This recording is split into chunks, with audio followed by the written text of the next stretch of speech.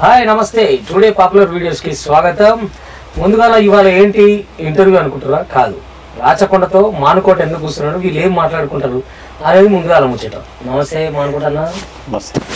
ఈ మధ్య ఎందుకు బడి మీద రాసిన పాట? బడి మీద, ఈ స్కూల్ మీద, బాల్యం మీద రాసిన. దాంట్లో బడి ఉంటుంది. బాల్యంలో బడి అంటే బాల్యంలో బడి ఉంటుంది, బడిలో బాల్యం ఉంటుంది. అది బాల్యం పాటలో లాస్ట్ చిన్న ఉంటుంది అన్నట్టు. ఆటలు మరిచి పాటలు మరిచి బాల్యం కనుమరుగవుతోంది, ఆండ్రాయిడ్ ఫోనులో ఆకలి మరిచి పబ్జితో పయనం కడుతోంది, మోపెడు బరువయ్యే ఆంగ్లం చదువుల్లో బస్ ఎక్కి బందీగా మారెను బాల్యములో, మా ఊరు బడిలో ఎన్నో ఆటలు పాటలు నేర్చితిమే, మా తరమే అద్భుతమే, వీరి వీరి గుమ్మడి పండు వీరి పేరేమి, దాగుడు మూతలు దండాకో వీరి పేరేమి. సూపర్ సూపర్, చాలా చాలా మంచి ఫీల్ అండ్ అటు వెళ్ళిపోయినాం. ఎటు వెళ్ళిపోతున్నాం అని చెప్పే విధానం కూడా నాకు నచ్చింది యాక్చువల్గా. అంతే. అదే రాత్రి అంటే ఈ పాట మీద ఒక విషయం చెప్పాలి. రాత్రి నాకు కాల్ వచ్చింది వరంగల్ హన్మకొండ నుంచి. ఒక పెద్ద ఆయన 60 ఏళ్ళ పెద్ద మనిషి కాల్ చేసింది నాకు. 60 సంవత్సరాలు ఉంటాయంట. ఫోన్ చేసి మానుకోట ప్రసాదేనా మాట్లాడేది అన్నాడు. అవునండి, మీరు ఎవరన్నా? బిడ్డ బిడ్డ బిడ్డ అంట, ఏమనుకోకు, నాకు 60 సంవత్సరాలు అని చెప్పు బాపు, పర్లేదు. ఈ పాట గురించి మాట్లాడుతున్నాడు ఆయన. ఆ ఫీడ్బ్యాక్ చాలా ఆనందాన్ని ఇస్తుంది, మస్తు అనిపిస్తుంది. ఎందుకంటే యాక్చువల్ నేను ఇదే ఎందుకు ముందు అడిగినా అంటే, ఇప్పుడు ఇన్స్టాగ్రామ్లో ట్రోల్ అవుతున్న సాంగ్ అంతా అదే. అవును, అందరూ ఆ బాల్యం కోసం ఆ బడి కోసం మాట్లాడుకునే, అంటే వాళ్ళు వీడియో, నేను అనుకుంటా ఆ పాటలో వీడియో చూడట్లేరేమో, వాళ్ళు పాటను చూస్తలేరేమో, వాళ్ళ బాల్యాన్ని వెతుక్కుంటున్నారు అనిపిస్తుంది. అందులో సోల్ ఉంది, అవును, ఆత్మ ఉంది, అందుకోసమే చూస్తారు. అంటే బడి మీదనైనా గుడి మీద కూడా ఏమైనా రాసినావా?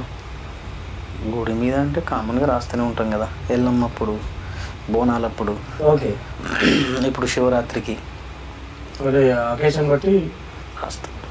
నేను ఊరు పాట ఒకటి విన్నా మీద, నాకు అది ఫేవరెట్ సాంగ్. అవును, ఎందుకు ఊరి మీద రాయాలనిపించింది? అంటే అప్పుడున్న సిచ్యువేషన్ ప్రకారం నేను అప్పుడప్పుడే పెన్ను పడుతున్న ఒకటి హైదరాబాద్కి పంపించి మా వాళ్ళు నా తోటోళ్ళు ఇక్కడికి వచ్చి పని చేయడం, వాళ్ళతో పాటు నువ్వు కూడా వెళ్ళి పని చేసుకుంటే బాగుంటుంది కానీ నాకేమీ ఉండబుద్ధి కాదు. ఓకే, ఇక్కడ ఉండబుద్ధి కాదు, ఇప్పటికీ ఉండబుద్ధి కాదు. ఇంకా అది వేరే విషయం అనుకో, ఉండాల్సి వస్తుంది కాబట్టి ఉంటుందంతే.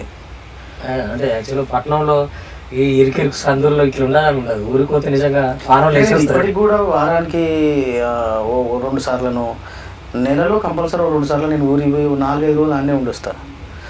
అంటే అట్లా ఉండడం నాకు మంచిగా అనిపిస్తుంది. నిజంగానే బావులు శంకలు ప్రాణం అంతా అక్కడ ఉంటుంది. అంటే దాంట్లో ఏముంటుంది అని అంటే, నేను ఇక్కడ ఉండి పని చేసుకోలేకపోతున్నా, ఇక్కడ ఉండలేకపోతున్నా, అక్కడే నాకు ఏదైనా పని ఉంటే బాగుండనే ఆలోచనలో నాకు వచ్చిన పాట అది.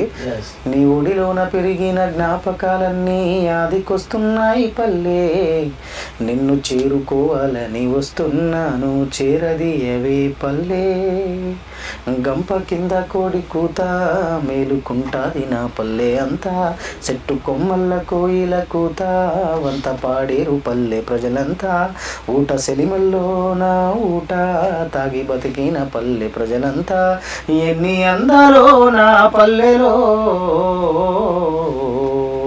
నా ఎదలో నా పదిలంగా ఉన్నాయో.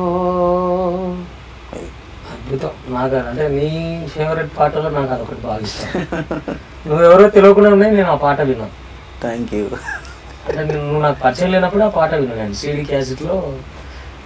అవును మాస్టర్, నాకు చెప్పినావు కదా నువ్వు అప్పుడు చాలాసార్లు. అంటే ప్రతిసారి మనం మాట్లాడుకున్న ప్రతిసారి చెప్తే సందర్భం వస్తుంది. అంటే మనం అది తప్పని జ్ఞాపకం, తీయని జ్ఞాపకం, తర్వాత మల్లేష్ అన్న వాడటము. అవును, ఇప్పుడు మల్లేష్ అన్న మంచి వాయిస్ కదా, మా ఊరు మల్లేష్ అన్నది అద్భుతం.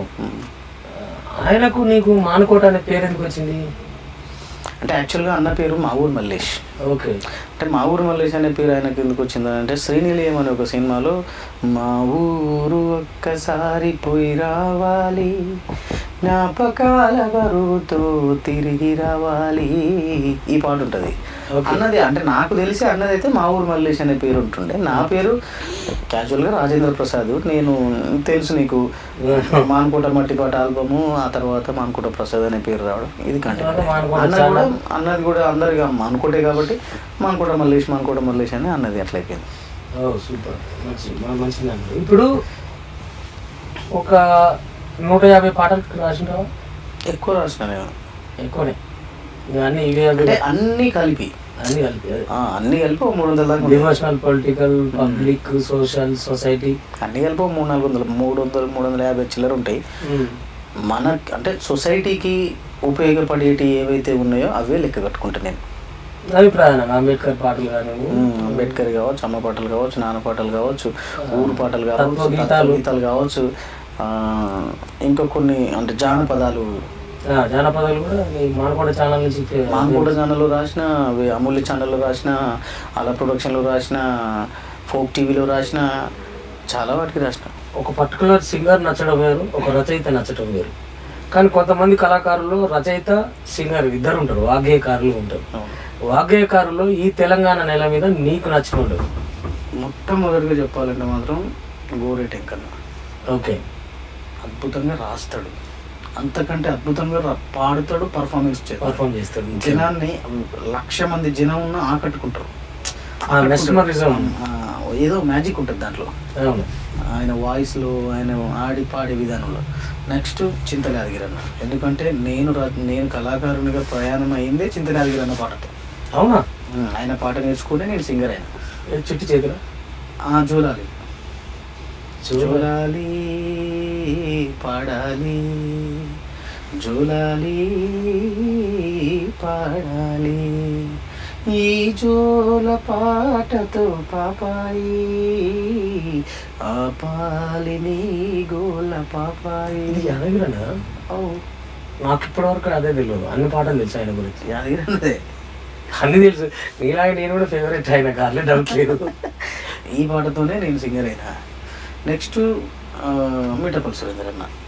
ఓకే, ఆయన అద్భుతంగా రాస్తాడు, పాడతాడు, కంటే గొప్పగా పాడతాడు. మస్తు మంచిగా ఉంటుంది వాయిస్, మంచిగా అనిపిస్తుంది. ఎస్, నాకు అది చెప్పే విషయం ఏముంది, అట్లా డౌట్ ఏం లేదు.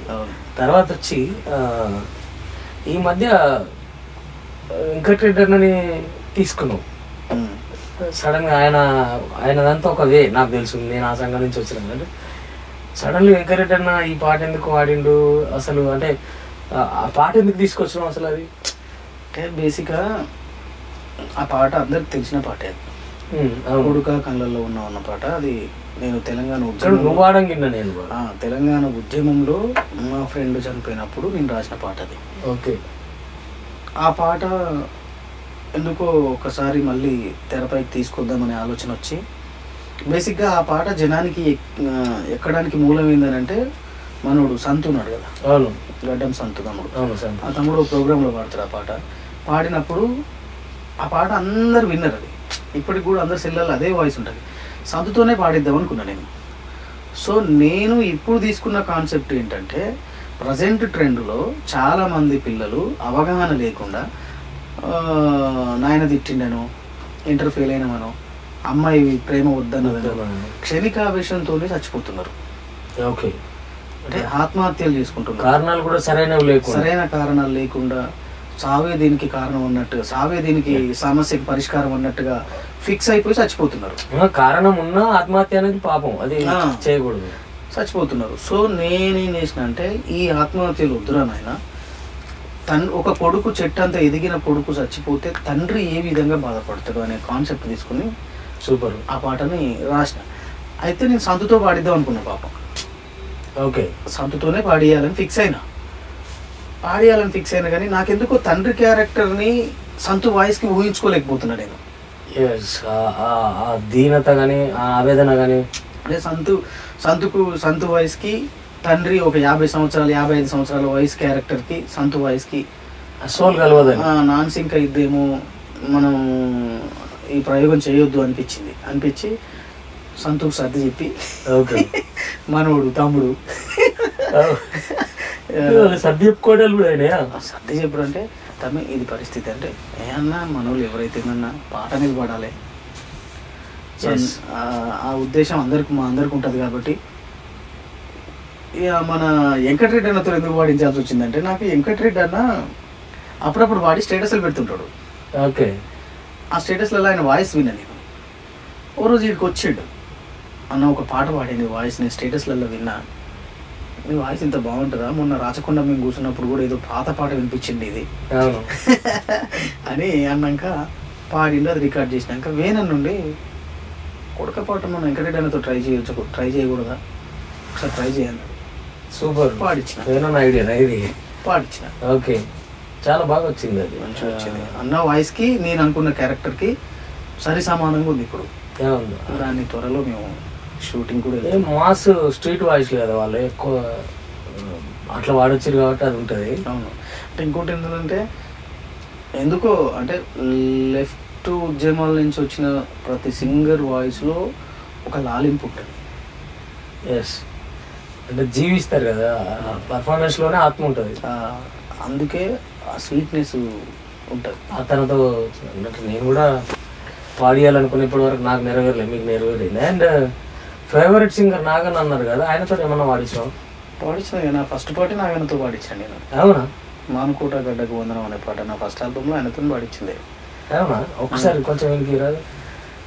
మానుకోట గడ్డకు వందనం, మానుకోట గడ్డకు వందనం, రణం చేసిన రాళ్లకు వందనం, జనమెత్తిన పిడికిళ్ళ కొందనం, జనమెత్తిన పిడికిళ్ళ కొందనం, జై తెలంగాణమే అందరం. మానుకోట నా కోట, మానుకోట గడ్డకు వందనం, మానుకోట గడ్డకు వందనం, రణం చేసిన రాళ్లకు వందనం, జనమెత్తిన పిడికిళ్ళ కొందనం. సూపర్. నాకు మళ్ళీ నాగన్న గుర్తొచ్చిండు యాస్టీస్గా. ట్యూన్ని బాగా చేసినావు, ఆయన ఊహించుకునే చేసినావు. అంటే నేను ఫస్ట్ నుంచి ఫిక్స్ అయినా ఇది నాగన్నతోనే పాడించాలని ఫిక్స్ అయినా. యాస్టీస్గా వచ్చింది ఆ ఫ్లేవర్. తర్వాత ఇప్పుడు నాన్న మీద ఒక పాట ఏదో రాసినట్టు రీసెంట్గా, అంటే పాతది ఉంది నాన్న మీద. తన భుజములు తడిమి చూడరా, నేను మోసిన గుర్తులుంటవి, తను నడిసిన దారి గుండరా, ఎనలేని త్యాగముంటది, తన కన్నుల తడిని తాకరా, తన లోకం పిల్లలంటవి, నాన్న నీ కొందనం, నీ ప్రేమే బృందావనం, ఓ నాన్న నా ప్రతి విజయం నువ్వు చూపిన ఓ జాలి గుణం. ఇది ఉంటుంది. కానీ ఈ మధ్య రాసిన పాట ఏంటంటే, ఒక ఇంటి పెద్ద చనిపోతే ఆయనతో ముడిపడి ఉన్న ఆ ఊరి సంబంధాలు కావచ్చు, అంటే ఆ ఊరితో ఉన్న సంబంధం కావచ్చు, ఆ ఇంటితో ఉన్న సంబంధం కావచ్చు, ఆ ఇంట్లో ఉన్న గొడ్డు గోద కోడి ప్రతి ఒక్కటి, అంటే ఒక ఇంటి పెద్దకు ఎవరెవరితో ఏ అనుబంధం ఉంటుందనే కాన్సెప్ట్ మీద ఒక పాట రాసిన. 10 చరణాలు అన్నమాట. 10 చరణాలు. ఇప్పుడు ఇంత బిజీ షెడ్యూల్లో జనాలు 10 చరణాలు అంటే నేను 10 చరణాలు 3 పాటలుగా రిలీజ్ చేస్తాను. ఓ నేను అంటే కొడుకు వాడతాడు, ఓకే, ఒక పార్ట్ కొడుకు వాడతాడు, ఒక పార్ట్ భార్య వాడుతుంది, ఒక పార్ట్ ఊరు జనం వాడతారు. ఓకే. ఈ అంటే పాడడంలో కూడా ఒక కాన్సెప్ట్ అనుకుని చేసినాను. ఎట్లా కొంచెం మనల కోసం. ఏ దిక్కుపోతున్నవో మాయ్యా, ఏ దిక్కుపోతున్నవో, ఏ దిక్కుపోతున్నవో మాయ్యా, ఏ దిక్కుపోతున్నవో, ఇల్లు వదిలిపోతున్నవో మాయ్యా, మమ్మొదిలిపోతున్నవో, పాడ మీద నీకు నిద్దరేంది, పాడ మీద నీకు నిద్దరేంది, నీ నులక మంచం దిక్కులేనిదేంది, ఒంటరి పదనం కట్టినవో, ఒడవని దుఃఖాన్ని పెట్టినవో, ఏ దిక్కుపోతున్నవో మాయ్యా, ఏ దిక్కుపోతున్నవో, ఇల్లు వదిలిపోతున్నవో మాయ్యా, మమ్మొదిలిపోతున్నవో. Super super. కాయ కష్టం చేసి కన్నిల్లు దాసి కట్టినవి గూడును ఇల్లు ఎగురము చేసి మొగురానివై ఇల్లెత్తు నిలిసినవు ఇంటి భారం మోసి బాధ్యత తెలిసి మా కంటి పాపవైనవు ఎన్ని బాధలు ఉన్నా నలుగుతూ ఉన్నా పంటి కింద నలిపినవు నువ్వు కట్టుకున్న ఇల్లు చిన్నవోయే పెంచుకున్న పేరు పాడేనకే ఎందుకేమో అయ్యబోతా ఉన్నావు మళ్ళొచ్చే దారేదో చెప్పకున్నావు. ఇట్లా అద్భుతం. అంటే తండ్రి చచ్చిపోతే ఒక కొడుకు ఏ విధంగా పడుతుంది అంటే నువ్వు ఇష్టంగా ఇల్లు కట్టుకున్నావు, ఆ భారాన్ని అంతా మోసినావు. ఈగరంతో ఇల్లు నడిపి మొగరాను అయినప్పుడు నాకు ఆయన బాధ్యతను ఎట్లా చెప్తున్నావు అనేది చేసినావు, కానీ ఆ ఇంట్లో నువ్వు ఉండకుండా పోతున్నావు అనేది కాన్సెప్ట్. Super super. ప్రసాద్ గమ్మత్తుగా అనిపించేటివి కొన్ని ఉంటాయి నీ పాటలలో. అంటే ఆ ఉపమానం ఎట్లా పుడుతుంది నీకు, అది ఎట్లా వస్తుంది అనేది నాకు కూడా అర్థం కాదు. యాజ్ ఎ రచయితగా కాలం నీతో నడవదు, నువ్వే దాంతో పరిగెత్తాలి, కాలం మన కోసం అడ్జస్ట్ అవ్వదు, మనమే తనతో ఉండాలి అనే ఆ థాట్ అండ్ పాట కూడా అంతే బాగా వచ్చింది. అది నాకు తెలిసి నీ పాటలో నాకు one of the favourite song అది. ఒకసారి ఆ పాట కోసం చెప్పు. అంటే అది ఆర్ఎస్ ప్రవీణ్ కుమార్ సార్ ఆలోచన, కాలం మీద రాయాలి అనే ఆలోచన ప్రవీణ్ కుమార్ సార్ది. దానికి ట్యూను రవణ చేసిండు, రవికలేనన్న పాడిండు, మ్యూజిక్ కూడా రవణ, నేను రాసిన. ఓకే. కాలం నీతో నడవదు, నిన్నడిగి ముందుకు సాగదు, సంకల్పం ఒకటే చాలదు, దానికి సమయం కదరా ఆయుధము, విజయం నేరుగా చేరదు, శ్రమ పడితే దక్కక మానదు, నీ లక్ష్యం చేరే మార్గంలో ప్రతి సెకను విలువని తెలుసుకో, ఉన్నోడివా లేనోడివా ఏ కులం నీదని అడగదు, మంచోడివా చెడ్డోడివా ఏ మతం నీదని అడగదు, ప్రేమ జాలి చూపదు దయదాక్షిణ్యాలే ఉండవు, ప్రేమ జాలి చూపదు దాక్షిణ్యాలే ఉండవు, దానికి విలువను ఇస్తే గెలుస్తావు, అది మరిచితే అక్కడే ఆగుతావు, కాలం నీతో నడవదు, నిన్నడిగి ముందుకు సాగదు, సంకల్పం ఒకటే చాలదు, దానికి సమయం కదరా ఆయుధము. అది మస్తు ఉంటుంది ఆ పాట. ఎన్నిసార్లు విన్నా అంటే ఆయన ఏం ఆకాంక్షించిన ఆ పాట నుంచి, కానీ అది అద్భుతంగా అంతే బాగా వచ్చింది. చాలా హిట్ అయింది కూడా, చాలా హిట్ అయింది. అది స్టిల్ నా ఎప్పుడన్నా ఇన్స్టాగ్రామ్ ఓపెన్ చేస్తే తిరుగుతూ ఉంటుంది, ఆ పాట వస్తూ ఉంటుంది. నాకు ఇంకా అంటే ఈ పాటల కోసమే మాట్లాడుతున్నట్టు అనిపించింది. మనం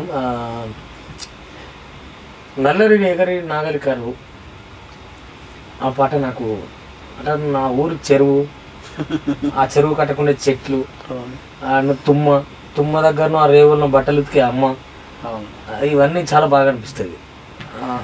అది ఏ సందర్భంగా రాసినట్టు? అది మిషన్ కాకతీయ స్కీమ్ అప్పుడు రాసిన పాట.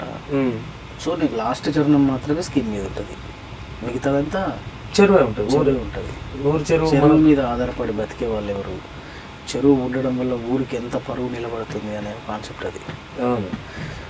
అల్లి పూల అందము, తామర పూసిన గంధము, పిట్టగూడుల బంధము, పిలవక వచ్చే అలలందము, బుడుబుంగ పిట్టల బుడగలు, మురిసీత గొట్టేటి బుడతలు, మా కట్టమై సమ్మరూపము, కన్లార చూసిన పుణ్యము, మన పండుగ బతుకమ్మరా, చెరువమ్మనే తన కండరా, నల్లని రేగడి నాగలి కర్రు నవ్వింది వేళ, ఏళ్ళ తరబడి ఎండిన తుమ్మకు ఏరే మొలిసేనా. నేను ఈ పాట తీసుకున్నాకనే బహుశా ఒక వాక్యం రాసిన నీకోసం, అది గుర్తొస్తలేదు నాకు, కానీ కళ నేడు వలలో చిక్కిన లేదు నీకోసం రాసిన వాక్యం గుర్తొస్తలేదు. దాంట్లో ఉంటుంది కాబట్టి నల్లని రేగడి పాటలకు ఏదో రాసిన. సరే దాన్ని వదిలేద్దాం, కానీ నాకు ఆ పాట ఇష్టం, అందుకు రాసిన నేను. ఫస్ట్ మనం ఎక్కడ కలిసినాం, లలిత కళాతోరణంలో ఫస్ట్ కలిసినాం మనం. ఆ రోజు చెప్పుకున్నాం దాని గురించి. నిజంగా నాది పెట్టిన నువ్వు రాసినావు కదా, అందులో రాసిన వాళ్ళందరూ ఎవరైనా ఫీల్ అయ్యిలో బాధపడిలో నాకు తెలియదు, కానీ నేను హ్యాపీగా ఫీల్ అయినా. ఎందుకు అని అంటే ఒక విమర్శకారునికి నా పాట చేరింది. ఓకే రైట్, అంటే విమర్శకు కూడా నిలబడాలి పాట. విమర్శకు ఇప్పుడు విమర్శ ఉండాలి, ఒప్పుకునేటోడు ఉండాలి, ఆత్మపరిశీలన ఉండాలి. అవేమి లేకుండా మనం నిలబడం ఫస్ట్. ఇప్పుడు తెలంగాణ అంటే సర్కార్ పోయిన తర్వాత కాంగ్రెస్ సర్కార్ వచ్చింది. ఇప్పుడు నౌకర్లో ఉన్నావా లేవా? ప్రస్తుతానికైతే లేవు, ప్రస్తుతానికి లేదు. మరి హౌ టు గెట్ అన్ ఎట్లా అంటే ఇప్పుడు దాని నుంచి వచ్చే జీతం ఎంత? 25,000, 24,514 రూపాయలు. అవును. అందులో ఉన్న కళాకారులకు కూడా 5 నెలలు అయింది జీతం రాక. అబ్బా, 5 నెలలు వస్తుందన్న ఆశతో ఉన్నారు ఇప్పుడు. చాలా మందికి 5 నెలలు అయింది. మొన్న లాస్ట్ మంత్ జనవరిలో అనుకుంటా 1 నెలదేమో పడింది, 1 నెల జీతం పడింది. అందులో నాకు కూడా లేదు, 5 నెలలు అవుతుంది జీతం పడక, బతకట్లే. ఒక జీతం మీద ఆధారపడి ఉన్నారు కదా ఇన్ని రోజులు, ఈ 10 సంవత్సరాలు. నేనేం జీతం మీద ఆధారపడలేను. ఓకే, జీతం మీద ఏం ఆధారపడలేదు. పాటను నమ్ముకుని ఉన్నాను, పాటను మాత్రమే నమ్ముకున్నాను. ఓకే. నాకు ఆకలైన ప్రతిసారి నా పాటే నాకు అన్నం పెట్టింది. సూపర్, అంతే. నాకంటే ఫస్ట్ నుంచి అంతే నా సిద్ధం. ఎందుకు మరి ఒక రాజ్యాన్ని ధిక్కరిస్తూ పాట పాడి మళ్ళీ ఆ జాబ్ వదిలేసుకోవటం ఇదంతా? అంటే వదులుకొనే వెళ్ళినాం మేము. ఓకే, వదులుకొనే వేదిక ఎక్కినాం. సో అందులో ఉంటే గవర్నమెంట్ దీనికి వస్తుంది కాబట్టి రాజకీయ వేదికలు ఎక్కాలంటే వదులుకోవాల్సిందే. న్యాయంగా అయితే వదులుకోవాల్సిందే, అదే న్యాయం కదా. సో ఇప్పుడు ఎన్నాళ్ళని ఇప్పుడు జీతం పెంచమని అడిగినాం. ఆ గవర్నమెంట్లో ఉన్నప్పుడు మా చైర్మన్ గారు దాన్ని పట్టించుకోలేదు. ఓకే, ఉద్యోగ భద్రత లేదు, జీతం పెంచమని అడగలేదు. హైదరాబాద్లో బతకాలంటే మినిమం 50,000 రూపాయలు నెలకు ఇన్కమ్ సోర్స్ అనేది లేకపోతే బతకడం ఎట్లా? 24,000తో ఎట్లా బతుకుతాం? అవును. ఆ వేదికలు ఇప్పుడు ఎలక్షన్ టైం, ఆ వేదికలకి సంపాదించుకోవాలని ఏమనుకుండదు? అందరూ చేసేది అదే కదా, డబ్బు సంపాదించుకోవాలని ఏమనుకుండదు. అది న్యాయంగా పాటను పెట్టుకుని చేస్తున్నావు. ఇక దానికి నువ్వు కింద కామెంట్లను చూడాలి. ఇక వేరే దొర కుక్కలు, దొర బానిసలు, ఇప్పుడు నువ్వు ఒక పార్టీకి పాట పాడతావు అబ్బా, నువ్వు బానిస అయితే నీ వర్షన్ నీకు, వాళ్ళ వర్షన్ వాళ్ళకి. నువ్వు బానిస అయినట్టేనా? కాదు కదా, మన ప్రొఫెషన్ అది. అంటే తీసుకోగలిగిన కోణం కూడా ఉండాలి కదా. అందుకే లైట్ తీసుకున్నా నేను, ఎన్ని కామెంట్లైనా పెట్టుకొని. నేను ఎవరిని పట్టించుకోదలుచుకోలేదు. ఇంకా నీకు ఆల్ టైమ్ ఫేవరెట్, నేను ఇది బాగా రాసిన అనిపించే పాట? చాలా ఉన్నాయి నేను రాసిన. ఇప్పుడు నువ్వు ఎట్లుంటున్నావు అంటే, నీకు 4 పిల్లలు ఉన్నారు, ఇందులో నీకు ఎవరు ఇష్టం అని అడుగుతున్నట్టు నువ్వు. అరే అట్లా ఇప్పుడు ఊళ్ళకి పోతాం, ఓ గౌడ్ దగ్గరకు పోతాం, నాకు గాతాడు కళ్ళే కావాలంటాం. కానీ అంటే అన్నిట్లో నాకు ఇష్టమైన పాట అయితే బాల్యం పాట. నాకు బాగా నచ్చే పాట బాల్యం పాట, నాకు ఇష్టమైన పాట అది. మేము అంటే ఒక ఎగ్జాంపుల్ చెప్తా. 4 పిల్లలు ఇందాక అనుకున్నాం కదా, 4 పిల్లలు ఉంటారు అబ్బా. అందులో ఒక పిల్ల పాపం హ్యాండిక్యాప్డ్ ఉంది అనుకున్నాం, తెలివి తక్కువలు ఉన్నారు అనుకున్నాం. ఇప్పుడు ఎగ్జాంపుల్ మా ఇంటి పరిస్థితి తీసుకుందాం. మేమిద్దరు అన్నదమ్ములం వచ్చేళ్ళే. మా అన్న నేను ఏదో నా తెలివితోని, సొంత తెలివితోని, మా తాత, మా నాయన, మా పెద్ద నాయన ఇంటి కళా వారసత్వం నాకు వచ్చింది, బతుకుతున్నా. సొసైటీలో మనం ఓకే. మా అన్న ఏంటంటే కొంచెం అమాయకుడు, మందిలో మాట్లాడలేడు, మందలు ఇస్తే తప్ప మాట్లాడలేడు, మందిలో మాట్లాడలేడు, తన పని తను చేసుకుంటూ ఉంటాడు. మా అమ్మకు మా నాన్నకు కన్సర్న్ ఉంటుంది అలా ఆయన మీద. అయ్యో నాకు పెద్ద కొడుకు అమాయకుడు కదా, అంటే ఈ ప్రసాద్ గారు ఎట్లైనా గెలుచుకోవచ్చు, వీడు ఎన్నైనా బతుకుతాడు, వీడు ఎట్లనైనా బతుకుతాడు, వీడైనా గుండు కొట్టించుకుంటాడు, లేకపోతే ఇంకొకరికైనా గుండు కొడుతాడు ఆలోచన ఉంటాడు మా వాళ్ళు. సో మా అన్న మీద అట్లుంటుంది అన్నట్టు. అయితే నేను ఎన్ని పాటలు రాసిన కదా, నా బాల్యం పాట మీద నేను రాసిన బాల్యం పాట మీద నాకు అట్లాంటి కన్సర్న్ ఉంటుంది. అయ్యో నా పాట ఆఫ్లైన్లో నడుస్తుంది కానీ ఆన్లైన్లో నడవట్లేదే, ఈ బాధ అసలు, ఇది బాధ అసలు. సో నిజంగా అంటే ఇవాళ మనం ఒక ఇంటర్వ్యూ కోసం కూర్చోలే, యాక్చువల్గా పిచ్చాపాటి. అంటే నాకు గత 3 సంవత్సరాల నుంచి ఇదే చెప్తున్నాను నేను బాల్యం పాట మీద. నాకు ఎప్పటికీ బాల్యం పాట మీద ఒక బాధ. నేను ఇందాక చెప్పిన కదా, రాత్రి కూడా పెద్ద మనిషి కాల్ చేసి మాట్లాడి, ఎంత అద్భుతం నీకు వ్యూస్కు కంప్లీట్ చేసుకుంటే. అవును, కథ ఫైనల్లీ నాకు ముఖ్యంగా మొన్న గద్దరన్న కోసం రాసిన పాట, యాక్చువల్గా ఆయన చనిపోయిన తర్వాత చాలా పాటలు వచ్చినాయి, కానీ వినగలిగిన దాంట్లో ముందు వరుసలో నీ పాటే ఉంది. అది నువ్వు చేసిన ప్రయోగం అవ్వచ్చు, నువ్వు ఉపయోగించిన పదాలు అవ్వచ్చు, లేదా దాని ట్యూన్ అవ్వచ్చు, లేదా గద్దరన్న మీద నీకు ఉన్న ప్రేమ కావచ్చు. అంటే ఏదైనా కొంత ప్రేమ ఉంటే కూడా వస్తాయి, ప్రేమ లేకుండా మాత్రం పాట అద్భుతంగా రావాలంటే కొంచెం కష్టం. 100%. ఎందుకంటే ఆయన ఆ ఏజ్ వరకు కూడా లెజెండ్. ఆ హెయిర్ ఆయనది నీది ఒకేలాగా ఉంటుంది ఒక రకంగా. ఇప్పుడు తీసినావు మొన్నదాకా వెంటనే గుర్తుపట్టాలంటే కష్టం ఉంది. ఒక్కసారి గద్దరన్న పాట.